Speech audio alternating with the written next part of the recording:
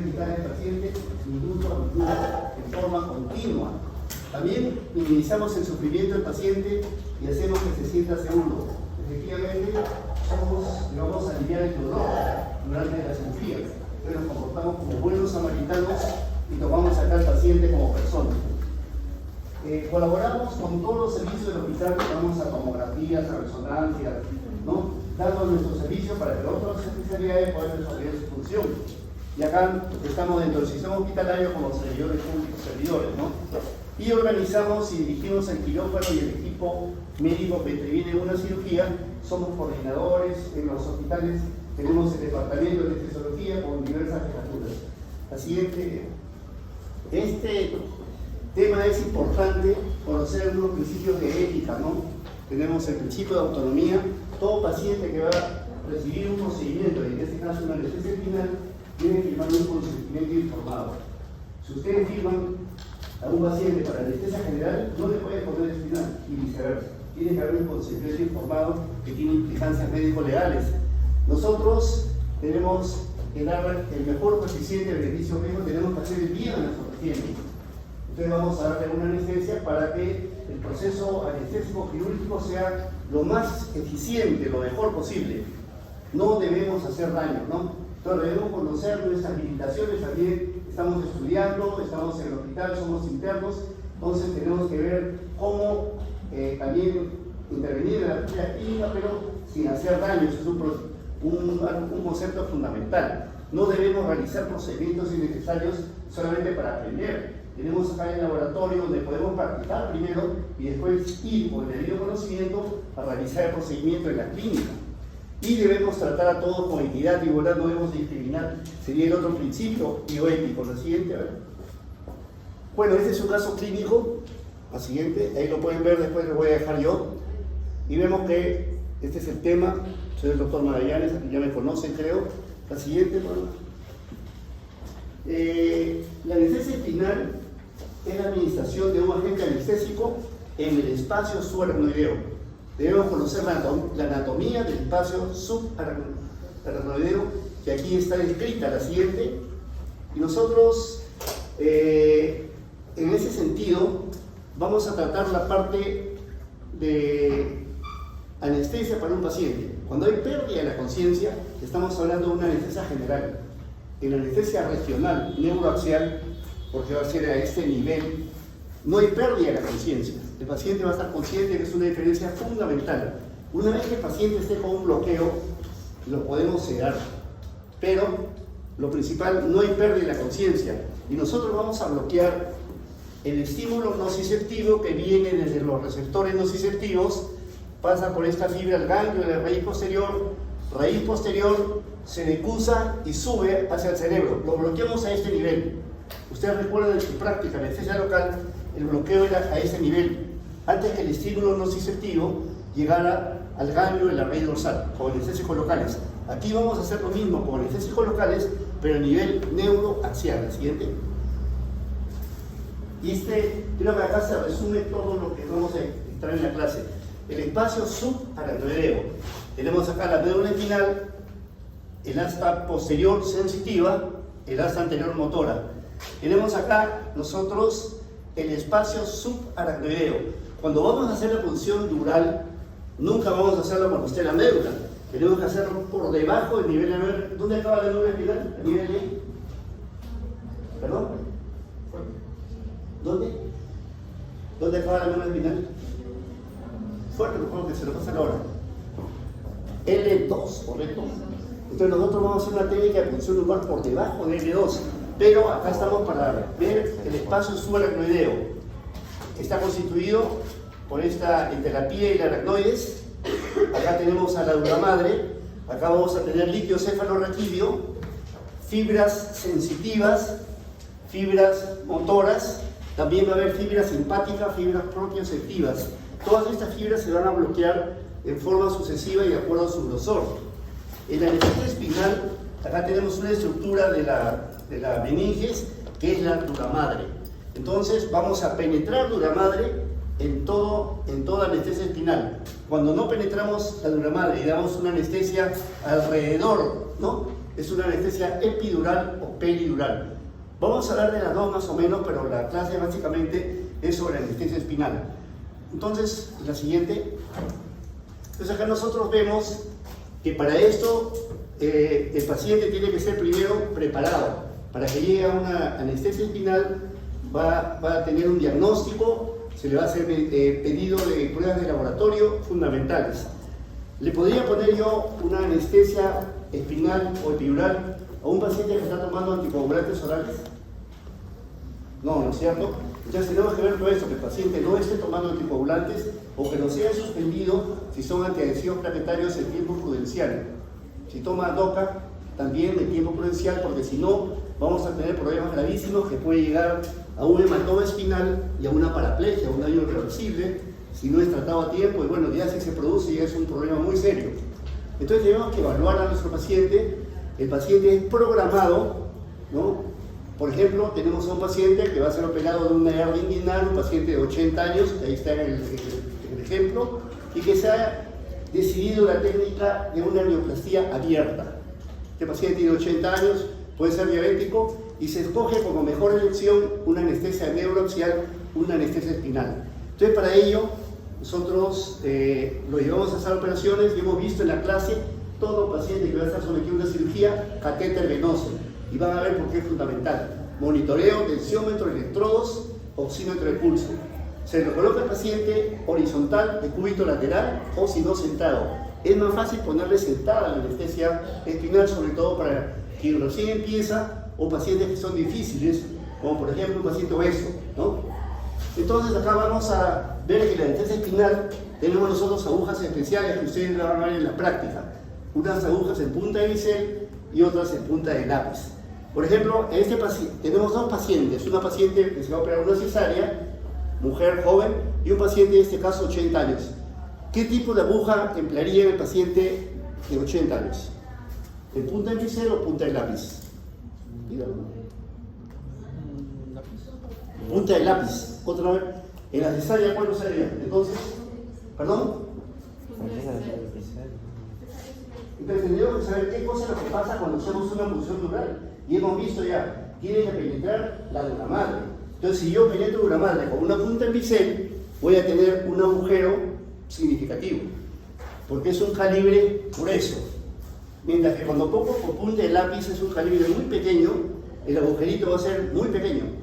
Entonces, a una paciente gestante, joven, que se opera para una cesárea, le pongo una anestesia raquídea con una aguja calibre 27, una muy delgada. ¿Por qué? ¿Qué pasa con el agujero que se ha producido en obra madre? ¿Qué tenemos en el espacio supranuclear?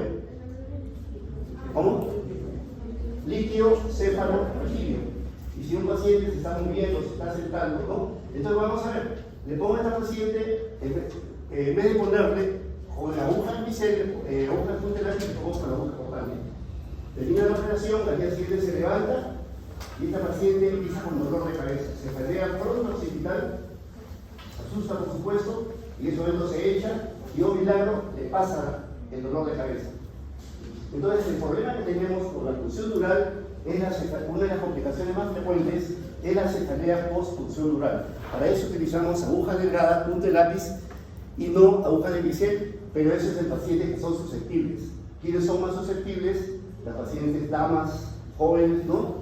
En los cuales tienen más tendencia a hacer cefalea post-punción dural. Si tengo una persona de 80 años, le pongo que vas a tener los ligamentos más gruesos, le pongo con una aguja cortante para que me sea más fácil, porque la incidencia de cefalea va a ser mucho menor. Siguiente. Acá vemos nosotros la aguja cortante, siempre poner bisel para arriba, ¿correcto? La siguiente. Tenemos aguja en punta de lápiz que tiene dos agujeros, uno en la punta y un agujero en rinque lateral, ¿no? Que nos permite, como son agujas finitas, cuando entro yo al espacio supranoideo, la salida de líquido cefalorraquídeo va a ser lenta, ¿no? Y también la inyección, como ya se les ha dicho en la clase, siempre es lenta. Entonces, la siguiente. Esta es una aguja epidural. Se diferencia porque el calibre de la aguja es mucho más grande y hemos dicho que la epidural no penetra la dura madre, ¿no? Y nos permite colocar un catéter. Ustedes han visto para analgesia de parto o para terapia del dolor postoperatorio, se puede colocar una anestesia epidural, se deja un catéter y se da analgesia postoperatoria. Pero ¿qué pasa si yo con esta aguja, como es epidural, una maniobra a ciegas, estoy poniendo, debo llegar a la dura madre y no debo pasar? Me paso. Me paso y no diagnostico que estoy en pico cefalorraquídeo, aunque ese es imposible. Porque a la hora que sacamos el guiador, retiramos de la aguja epidural, vamos a ver que sale a chorro. No sale despacito, como decimos, sino sale a chorro. Ahí hemos perforado la dura madre. Es una complicación significativa de la anestesia peridural que nos va a dar invariablemente cefalea en el postoperatorio y muy intensa. La siguiente. Bueno, que hemos mencionado todo lo que les he dicho. Esto es importante. Si vamos a poner, y en todo lo que haga en medicina, siempre tenemos que ver qué es lo que le estamos poniendo al paciente, no hacer daño. Y aunque ustedes no lo crean, bueno, son jóvenes, pero los principales errores en medicina son por medicamentos. Entonces tenemos que tener la certeza que el medicamento que le vamos a poner, en este caso con una espinal, bupivacaína, al 0.5% hiperbárica, sea ese el medicamento. Porque si le ponemos otro, tenemos una paraplegia segura, como ha ocurrido, aunque no lo crean. La siguiente. El abordaje, hemos dicho que el abordaje es importante en el esquema que les puse, ¿no? Líquido cefalorraquídeo, hay nervios y hay vasos también. Si nosotros entramos por la línea media, la probabilidad de lesionar un vaso o un nervio va a ser mucho menor. Si nosotros hacemos la punción y el paciente en este momento requiere una parestesia, ¿qué es una parestesia? Una sensación hormiga. ¿Perdón? Una sensación hormiga. Una sensación dolorosa, tipo corriente eléctrica, ¿no? Indica que probablemente hemos sacado un nervio. Entonces, si eso lo tenemos en una punción lumbar, debemos retirar la aguja, esperar que le pase la parestesia y después proceder modificando el espacio, el punto de entrada, porque probablemente estemos no en nivel central, sino en un nivel lateral. Los vasos y los nervios están laterales. Igual, entramos para nuestra punción y en ese momento retiramos el estilete para ver si hemos llegado y sale sangre. Si sale sangre, ya hemos dicho en la práctica, estamos en un vaso. Y un anestésico local no se puede habilitar un vaso cuando estamos haciendo una técnica de bloqueo regional o bloqueo periférico, ¿correcto? Entonces, tenemos que retirar, esperar un momento y modificar nuestro lugar de función. ¿La siguiente? Entonces, agarramos y a esta paciente o a este paciente que se va a operar de una hernia le ponemos nuestra dosis de anestésico, ¿no? Entonces, a este paciente inmediatamente lo echamos, está monitoreado, le vamos a tener que poner un suplemento de oxígeno, ¿no? Una bigotera de oxígeno o una mascarilla. Y en ese momento, ¿qué debemos controlar? ¿Perdón? ¿Qué debemos controlar? Lo primero que dijimos, el anestesiólogo como artista tiene que controlar funciones vitales. ¿Qué funciones? Toma la presión, ¿correcto? ¿No? Pero en este momento tenemos presión. Tomamos la presión y entramos una presión de 100 hipertenso, ¿no? 160/80 y agarra y le baja la presión a 120, por ejemplo, con 60. Y su frecuencia cardíaca, ¿qué pasa cuando baja la presión? Debería aumentar, ¿no es cierto? Aumenta la frecuencia cardíaca, entonces quiere decir que la anestesia raquídea ha provocado una disminución de la presión arterial. ¿Por qué mecanismo? ¿Cuál es la fórmula de presión arterial? La presión arterial es igual a gasto cardíaco por resistencia lateral sistémica. En este caso, el anestésico, la técnica ha provocado vasodilatación, disminuye la resistencia muscular sistémica, disminuye el retorno de hueso, disminuye la resistencia arteriolar. Entonces, el continente ha aumentado con respecto al contenido, ¿no? Entonces, todo paciente que va a recibir una anestesia debemos primero hidratar. O sea, con ese paciente 8 horas que no ha comido, no ha tomado líquidos, está deshidratado. E incluso hay escuelas que dicen que ahora se puede tomar líquidos hasta 2 horas antes de la cirugía. Líquidos, claro, o sea, té, café, una infusión, agua, un jugo sin que esté concentrado, un jugo más aguado que concentrado, ¿no? Pero eso no se acepta porque si toman líquido y dicen no se opera, había comido, pero hay escuelas que preconizan eso para que el paciente entre en niveles de eucogemia. Entonces el paciente recibió, le pusimos su suero, le pasamos sus 300, si tolera bien, ¿no? Este paciente es anciano, tiene 80 años, le podemos pasar una carga de 200 mililitros para mantenerlo, ¿no? Pero a la hora que le bajó la presión, ha aumentado el continente con respecto al contenido. ¿Le voy a seguir poniendo líquido o prefiero poner algún medicamento para compensar lo que ha pasado? ¿Qué sería más rápido? ¿Meterle volumen, un litro, todo? ¿O le pongo algún medicamento? ¿Perdón? ¿Qué medicamento? ¿Un alfa? ¿Alfa qué? Alfa agonista. ¿Un alfa? ¿No? ¿Un alfa agonista? ¿Qué tenemos? Ustedes ven por la sala de operaciones acá en los hospitales.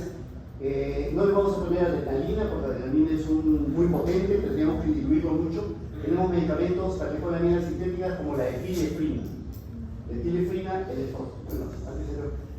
es un medicamento que tenemos que nos puede ayudar a solucionar una hipotensión en la cual hay vasodilatación porque no va a producir vasoconstricción. ¿Correcto? Entonces, yo solucioné ese problema, pero ¿qué pasa? El paciente, ustedes lo echaron, ¿no?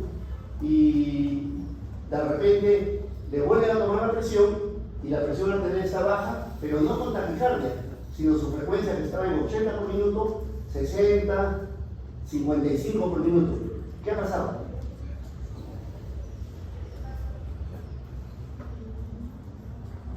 Si nosotros recordamos, tenemos lo que se llama el simpático torácico. Entonces, si nosotros bloqueamos muy alto con el anestesia final, que ahora vamos a hacer las depámeras, vamos a bloquear lo que se llama el simpático torácico. Y si bloqueamos el simpático, ¿qué predomina? El parasimpático. ¿Qué nervio es el parasimpático? ¿Qué nervio? Parasimpático. ¿No? ¿El que trabaja mucho o que trabaja poco? El vago. El vago se llama. ¿Y qué hace? El vago llega hasta el nódulo sinoauricular, libera acetilcolina y se produce bradicardia. Entonces, si yo tengo en una anestesia espinal hipotensión arterial y bradicardia, quiere decir que ese bloqueo está, porque yo lo quiero bloquear para operarlo de la hernia. Debería bloquearlo hasta el nivel de T8. Pero ¿qué pasó si esta persona era muy baja? ¿No? Y yo le pongo la anestesia para medio 1,50 m y le puse la anestesia para 1,80 m. La anestesia me va a subir porque le costó mucho más volumen o mucha más dosis. ¿O qué pasa si a la hora de echarlo, anteriormente hubo una histerectomía que operan a la paciente con 3 Trendelenburg? ¿Saben lo que es Trendelenburg? Cabeza para abajo, posición. No me he fijado que la mesa esté horizontal, he hecho al paciente y está con la cabeza para abajo. Entonces, el bloqueo va a ser más alto. ¿Por qué? ¿Por qué? ¿Y por qué? Gemma? ¿Cuál es el medicamento que yo he usado? ¿Qué medicamento? ¿Qué medicamento les dije que se usa para el espinal? Bupivacaína 0,5%. ¿De qué características? Que sea hiperbárica. ¿Qué significa hiperbárica? Significa que tiene una densidad más alta que el líquido cefalorraquídeo, es más pesada. Entonces se va a ir de acuerdo a la posición para abajo. Si el paciente, yo lo tengo sentado, lo tengo sentado mucho rato, toda la anestesia se va a ir para las regiones lumbosacras, o sea, manteniendo un bloqueo bajo. Eso me va a servir si sufre el paciente de hemorroides, ¿no? De cirugía perianal.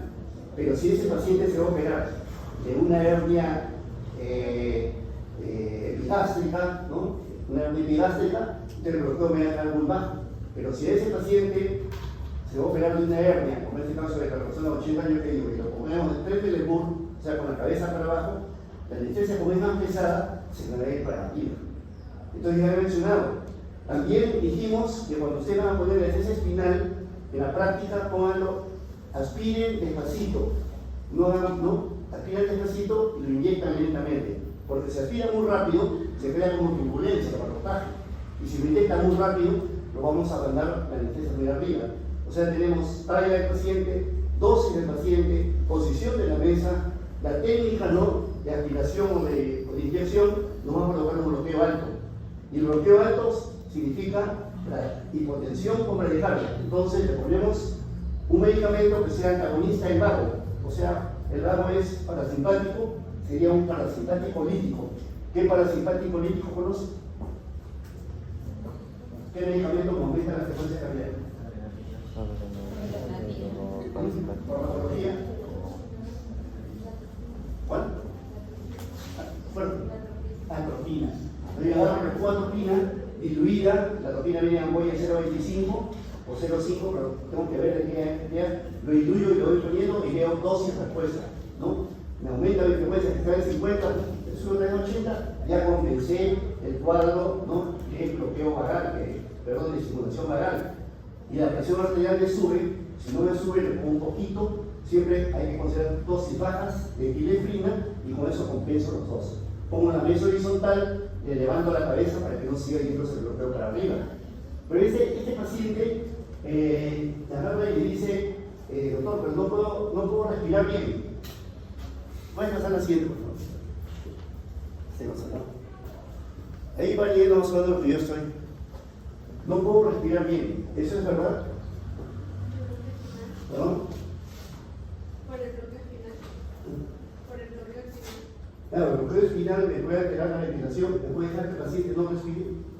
Tienen que acordarse cuál es el principal músculo de la respiración. O una anestesia espinal hasta T4, bloqueo de diafragma. ¿Sí o no? ¿Sí o no? Sí. ¿Cuál es la inervación del diafragma? ¿Perdón? ¿No? El frénico. ¿De qué metales? ¿Qué nervios? ¿Perdón? Arriba, cervicales. Entonces no. Cuando yo le pongo una rejilla, el paciente todavía va a ventilar porque el diafragma todavía funciona. Lo que no le funciona son los intercostales. Porque te cuento de bloquear los nervios intercostales. O sea, hay una, como dice allí, hay una sensación de disnea porque disminuye la mecánica de expansión torácica, ¿no? Entonces, nosotros lo estamos monitoreando, ¿no? Oxímetro de pulso, le podemos poner una mascarita y podemos ver cómo ventila el paciente. Y le podemos tranquilizar porque sí está ventilando. Por el contrario, ustedes vieron en la anestesia epidural, esa aguja gruesa, que en la epidural se pone una mayor cantidad de volumen, perforo dura madre, y no me doy cuenta que salió líquido y le pongo los 20 mililitros. Entonces, si yo pongo 20 mililitros en el espacio subaracnoideo, voy a tener un bloqueo raquídeo o espinal total. Allí sí me voy a bloquear el frénico, incluso hasta el cerebro, hasta el encéfalo. O sea, el paciente va a perder la conciencia, el paciente no va a ventilar porque está bloqueado los diafragmas, todo está bloqueado, está bloqueado el simpático, entonces tengo un bloqueo raquídeo total. Es una complicación de la anestesia epidural. Cuando la anestesia epidural no se coloca en el lugar adecuado, he perforado de la madre, que no debería haberlo hecho, solamente la espinancia perforo de la madre, y también he inyectado el gran volumen que es una anestesia epidural, no solo 20 mililitros, un bloqueo total. Y ahí tengo que utilizar todo lo que ustedes han aprendido en la práctica. Y el paciente, por eso le hemos dicho que le ponemos un catéter venoso periférico de alto flujo, porque en ese momento el paciente va a estar vasodilatado en extremo, le tenemos que pasar volumen, le tenemos que pasar vasopresores, si está la frecuencia baja, atropina, y como no ventila, yo tengo que ventilación mecánica e incluso intubación endotraqueal. Y todo eso lo hago ustedes. Y estoy manejando un cuadro agudo que no es algo deseable porque muchos pacientes ante esta situación han llegado al paro cardíaco, que ustedes en su práctica causa el paro cardíaco esta que les estoy mencionando, ¿no? La siguiente. ¿Hay retención vesical cuando se pone una anestesia espinal? Sí. Los nervios vesicales, los nervios que inervan la vejiga, son los más gruesos y son los últimos que se van a eliminar el agente anestésico. O sea que el paciente, cuando está con anestesia espinal y se va recuperando, como lo voy a mencionar, lo último que recupera es la función paramiccional, ¿correcto? E incluso puede hacer globo vesical durante un transoperatorio prolongado que motivaría la colocación de un catéter urinario, un catéter vesical. Esos pacientes también, si han estado defendidos, pacientes ancianos que están postrados, que por ejemplo se van a operar una fractura de cadera, se le pone una anestesia espinal y los esfínteres se relajan y el paciente puede contaminar, ensuciar las operaciones por efecto de la anestesia patética. Relaja los esfínteres. Y algo importante, porque si me dicen, un paciente diabético se le puede poner, por supuesto, mejor es una anestesia espinal que una anestesia general porque no altera el metabolismo de la glucosa. Siguiente. Ya hemos hablado acá, ponemos nosotros en anestesia espinal soluciones hiperbáricas, bupivacaína 0.5%, hiperbárica o pesada.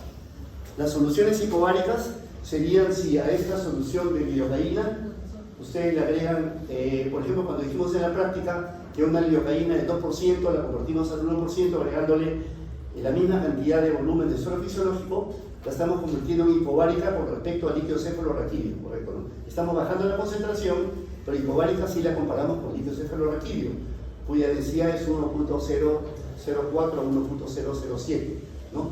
Entonces todo lo que es menos denso, hipobárico, lo que es más denso que 1.007 es hiperbárico. Hemos hablado de la dosis, volumen, todo, y la turbulencia, lo repito, es cuando si aspiramos muy fuerte e inyectamos muy rápido. ¿La siguiente? Ese es el volumen usual que utilizamos en una anestesia espinal. Al 5% cada mililitro tiene 5 miligramos, se coloca entre 2 a 3 mililitros, ¿no? O sea, 10 a 15 miligramos, de acuerdo, como hemos dicho, a la altura de la cirugía, a la talla del paciente. La duración, la bupivacaína, como ya se ha mencionado, tiene mayor duración que la lidocaína, dura entre 90 minutos, ¿no?, a 200 minutos, o sea que es acción prolongada. Y antiguamente empezamos a usar lidocaína como anestésico local para la anestesia espinal, pero se suspendió porque hubo problemas de toxicidad neurológica. La bupivacaína es mucho menos, no se ha comprobado, ¿no? Y es el fármaco de elección en estos momentos. Se empezó con anestesia raquídea espinal, se pasó mucho tiempo a la anestesia epidural, entró en boca en todos sitios ustedes, epidural, ¿no? Para todo es epidural, y actualmente mayormente es anestesia espinal con bupivacaína hiperbárica. Se puede agregar algunos agentes, pero siempre y cuando sean preparados especialmente para esta vía. Cuando ustedes vean, por ejemplo, con una anestesia epidural que ponemos bupivacaína o lidocaína sobre todo, en el frasquito dice si está permitido para ese uso. O sea, por ejemplo, puede decir lidocaína al 2% sin preservantes. Toda lidocaína sin preservantes es la que se debería usar. La que tiene preservantes probablemente es solamente para anestesia local, lo que hemos enseñado en las heridas. Pero todas las demás es sin preservantes para que no sean neurotóxicas, ¿correcto? El fentanilo o la morfina también vienen preparados exclusivamente para anestesia espinal, pero acá se usa como vienen en las ampollitas, se saca bueno al cálculo y se han utilizado, pero no están recomendados, no como una garantía oficial. Pero si se usa, hay que tener en cuenta que la morfina es hidrosoluble y el fentanilo es liposoluble. ¿Eso qué significa? Que el fentanilo va a actuar mucho más rápidamente y actúa al nivel donde se administró. Por ejemplo, yo pongo una anestesia L3-L4 con bupivacaína y el fentanilo 25 microgramos y va a actuar a ese nivel. Pero si yo pongo morfina, como es hidrofílica, el líquido cefalorraquídeo es agua, entonces la morfina va a subir, de tal manera que a un paciente que le pongo yo una anestesia raquídea con morfina, me puede tener efectos adversos de la morfina hasta 12 o 24 horas. ¿Qué significa? Que la morfina es un opioide que produce depresión respiratoria. Entonces lo operan a este señor de 80 años, se le pone una raquídea con morfina, salió bien, lo van a ver a su habitación y está pues que no respira, puede estar en apnea y puede ser un paro respiratorio. Entonces esa es la diferencia entre morfina y fentanilo. Si bien es cierto, la morfina es de mayor duración, pero tiene mayores efectos adversos. La siguiente. Acá la mitad era para que conozcamos, cuando nosotros administramos anestesia espinal, vamos a bloquear los nervios de acuerdo a su grosor. Ya dijimos que los primeros nervios que se bloquean son los más delgaditos, que son las fibras simpáticas. Entonces el paciente, si hubiera esta secuencia, hubiera oportunidad de preguntarle, va a decir que siente calor en los miembros inferiores. Calor, aumenta la temperatura porque hay una vasodilatación propia de los nervios de esas metámeras que están siendo bloqueadas. Los segundos nervios que se bloquean son los nervios sensitivos, que son un poco más gruesos de tal manera que el paciente va a referir que tiene parestesias, adormecimientos, pero todavía si le pinchan, le va a doler. En la secuencia sigue la sensación propioceptiva. Y todavía, bueno, el paciente siente calor, hormigueo y prácticamente la sensación táctil está desapareciendo, ¿no? Ciertas sensaciones propioceptivas. Y la última que se bloquea es la sensibilidad motora. O sea, recién al final no va a poder mover las extremidades inferiores. O sea, existe esa secuencia, el bloqueo diferencial.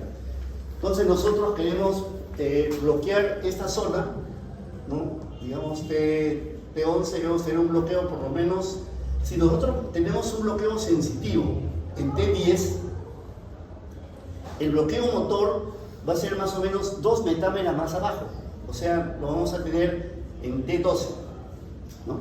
T12, el bloqueo sensitivo en T10, pero el bloqueo simpático es más alto. De tal manera, de lo que hemos hablado, si yo tengo un bloqueo sensitivo a nivel de T6, ¿no?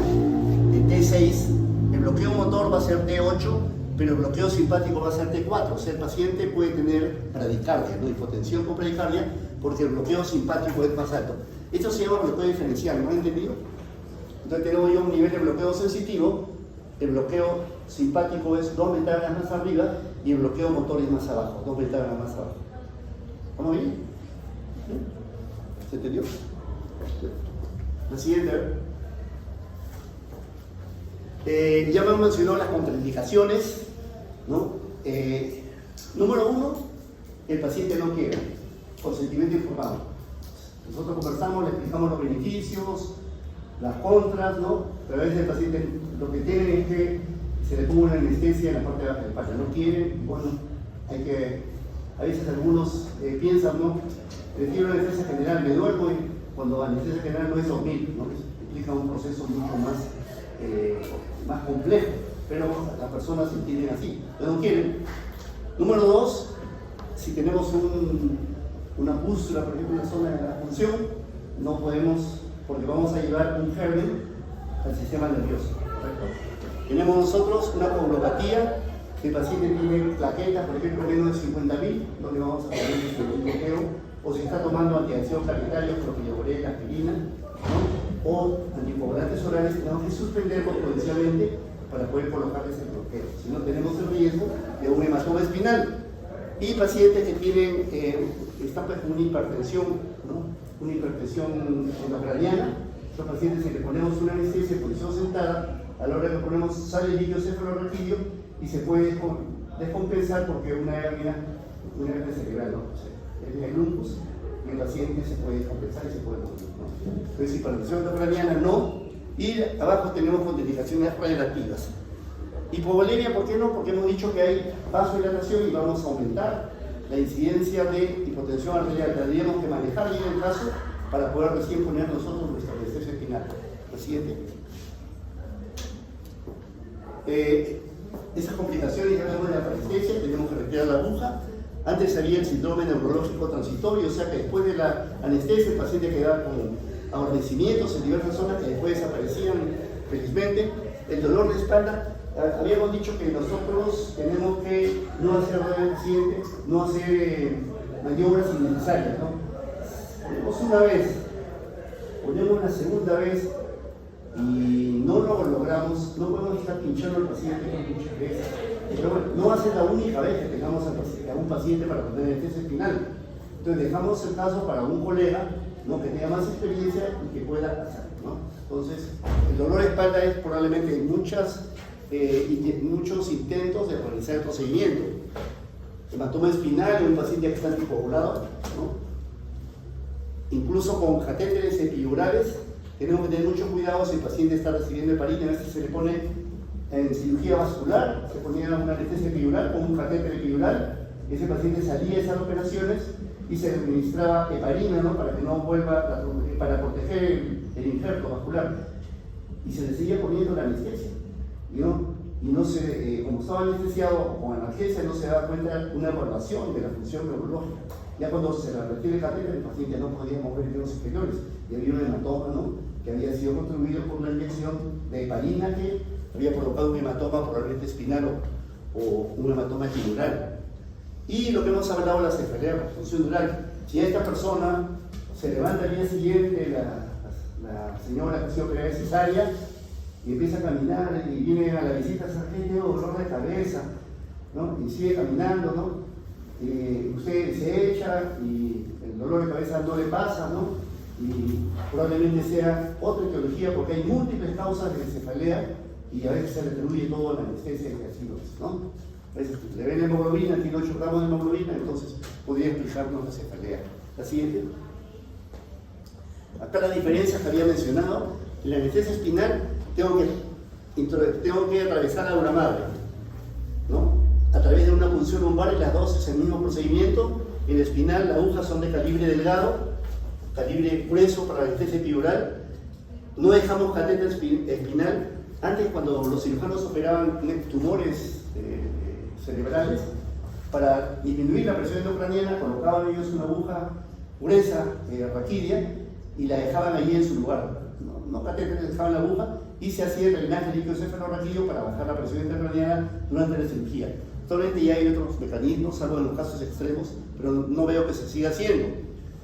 O en otros casos se colocaba catéter espinal, pero daban muchas complicaciones neurológicas, entonces no se usa catéter espinal. El catéter epidural sí, para la anestesia postoperatoria. El anestésico local en la técnica espinal es hiperbárico. En la anestesia epidural es isobárico. Es la bupivacaína al 0.5% isobárica, ¿no? O puede ser lidocaína al 2%, que es isobárica. Para poner la anestesia epidural tenemos que hacer una dosis de prueba. ¿Qué significa dosis de prueba? Cuando vemos puesto una anestesia epidural, que es una maniobra ciega, yo llego alrededor de la aura madre, ¿no es cierto? Con mi aguja, que es más gruesa, tiene una punta especial, la aguja de Tomei. Entonces, tengo la aguja de Tomei, ¿no?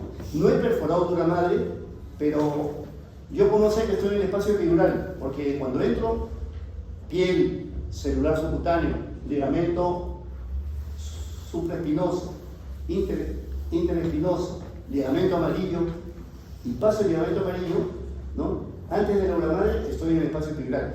Y ahí cuando yo entro con una jeringa, hay una pérdida de la resistencia, como un vacío, se me va la jeringa. Entonces, pero es una maniobra ciega. Entonces yo agarro mi jeringa de 20 mililitros de bupivacaína, ¿no? Y si la pongo, de repente puedo estar en la puntita perforando aura madre, entonces tengo que hacer una dosis de prueba. Inyecto un pequeño volumen de lidocaína con epinefrina. ¿Quién hizo la práctica? ¿Cuánto era la concentración normal de epinefrina que se usa? 1 sobre... Claro, 1 sobre 200.000. Bueno, se usa adrenalina en pequeña cantidad, ¿no? Con lidocaína. Si yo le pongo la dosis de prueba, me va a demostrar dos cosas. Si estoy en un vaso, ¿qué va a pasar?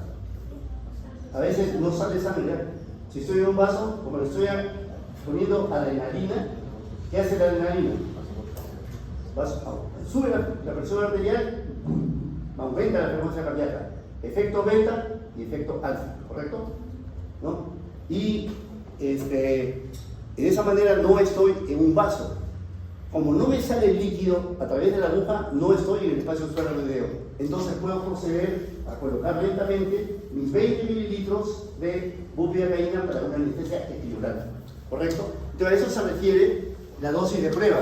Acá no se hace dosis de prueba porque sale líquido, no sale líquido de otro sitio. Líquido claro, cristal de roca es líquido cefalorraquídeo. ¿Correcto? Acá hay que perforar la aura madre, no perfora la aura madre. A pesar de que perfora una madre, la incidencia de cefalea es baja porque las agujas son de calibre delgado, ¿correcto? Acá si perforas, cefalea al 100% prácticamente.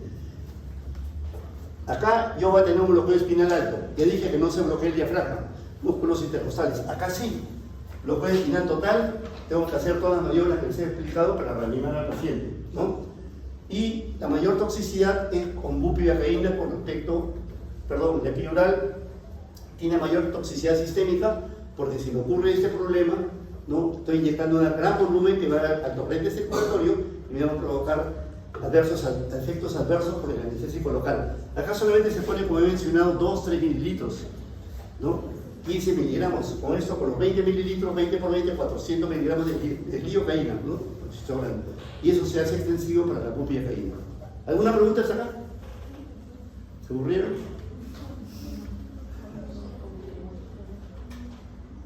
Todavía tenemos tiempo. La siguiente. Bueno, hemos avanzado bien rápido. Este es un decálogo, me pareció interesante, no solamente no para el curso, sino para toda la carrera, ¿no? Espero que estén estudiando, pero nunca, siempre vamos a estudiar, estamos fritos. Nunca deje de estudiar y de esa manera vamos a llegar al éxito profesional, a la excelencia. Creo que todos queremos ser excelentes. Olvídese el reloj, se requiere a que, bueno, cuando estamos con un paciente, nos han puesto normas de que cada paciente 10, 15 minutos. Realmente uno debe dedicarse al paciente el tiempo necesario, el tiempo que sea, estar con el paciente, ¿no? A veces tenemos un partido de fútbol, tenemos al paciente, tenemos que estar con el paciente, ¿no? Es importante porque nosotros estamos sujetos, dije que hay errores medicamentosos, errores médicos, de diagnóstico. Si tenemos una buena relación con los pacientes, todos estos problemas que pueden haber se van a averiguar, se van a disminuir. Muchas veces los pacientes, hay médicos muy brillantes y otros médicos que no son tan brillantes, pero ¿quién va mejor con el, no? Los médicos que tienen una buena relación con el paciente, así no sea brillante. Todos debemos ser brillantes, quizá uno puede sacar más que otros, pero la relación es fundamental. A veces el que es muy troble ya se cree mucho más y toma una actitud de soberbia que no debemos adoptar nunca. Acá dice permanecer al lado del paciente, es verdad. En anestesia espinal, si nosotros hemos dicho que se logra un bloqueo hasta un nivel determinado, el paciente está consciente, pero de repente está nervioso, agarran ustedes y le ponen 1 o 2 miligramos de midazolam. Y en ese momento lo llaman por teléfono y se van. Regresan y el paciente está cianótico. Entonces nunca abandonar al paciente y puede llegar a paro cardíaco. Y eso ha sucedido, ¿no? Nunca abandonar al paciente en todos los aspectos, ¿no? Hay muchos ejemplos que se pueden dar. Admitir sus limitaciones, ya mencioné que cuando estamos haciendo pues, una maniobra que no podemos, ya aprenderemos poco después, dejémosle a otro colega y aprendamos también de lo que él está haciendo. Tenemos que aprender las limitaciones y tenemos que pedir ayuda. Se les dijo en la clase de RCP que nosotros tenemos que pedir ayuda, ¿no? Llamar al 116 que traigan un DEA, ayuda, y eso en toda medicina. Tenemos que saber pedir ayuda. A veces esto lo toman mal los colegas, pero nosotros al pedir ayuda estamos trabajando en equipo. Tú me ayudas, yo te ayudaré. Y trabajando en equipo es una de las virtudes que tiene pues un equipo médico de trabajo, porque las cosas van a salir mejor que si trabaja uno solo y es egoísta, ¿no? Para hacer un trabajo de investigación, si tú lo quieres hacer solo, te va a ser muy difícil, pero si lo haces en equipo, te va a salir mejor y ahí el equipo pide pues los nombres de todos los que han participado y va a ser mucho mejor, no hay que ser egoísta. Proceda con prudencia y con coherencia, ¿no? Tenemos que ser, no debe ser apresurados, ¿no? Un catéter central, yo lo hago de frente, ¿no? Tenemos que ver, primero aprender, leer, practicar en simulador y actuar lo que decimos, tenemos que hacerlo, ¿no? Tenemos que ser coherentes en nuestra vida. Si existe todo lo que hemos hablado de la anestesia espinal, tenemos que registrarlo. Existe una ficha en la cual todo lo tenemos que escribir: dosis, posición del paciente, todos los eventos, controles vitales. Todo tiene que ser registrado en la historia clínica y si ocurre un evento adverso, tenemos que reportarlo, ¿no? Si nos reportamos, nos van a sancionar. Bueno, la política a veces es así, pero si no reportamos algo al final se va a enterar y va a ser peor. Y lo que tenemos que hacer es, para evitar eventos adversos, es prevenirlos. La prevención es fundamental. Cuando yo voy a intubar, que se les ha enseñado, sé que a la hora de intubar, el tubo se va a ir para el esófago o para la tráquea. Yo tengo que saber eso y tengo que colocarlo en la tráquea. Y les dije que tenía que ser colocado a un nivel en la tráquea, no en el bronquio derecho. Por eso tenemos que tener un indicador y ver que lo que estamos haciendo está bien. Si nosotros prevenimos, nos va a ir todo bien. Bueno, no sé si hay alguna pregunta.